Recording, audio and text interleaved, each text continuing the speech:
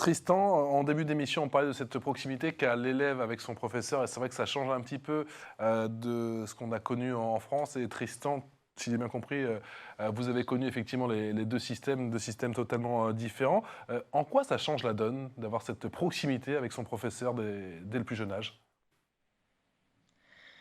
Euh, les côtés positifs sont que on connaît bien les élèves et ils nous connaissent bien, donc on a beaucoup plus de compréhension l'un pour l'autre. Par exemple, si on a un mauvais jour ou si les élèves si on connaît un peu la situation à la maison des élèves, on peut avoir de la compréhension s'ils ont un mauvais jour ou si ça se passe mal à l'école.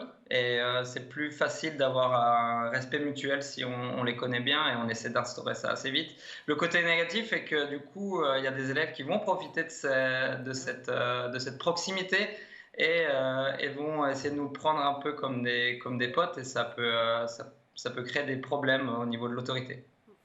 Euh, Christelle, on place où le curseur justement dans cette relation très jeune avec les élèves?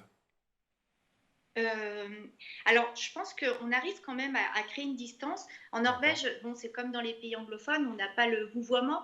Hmm.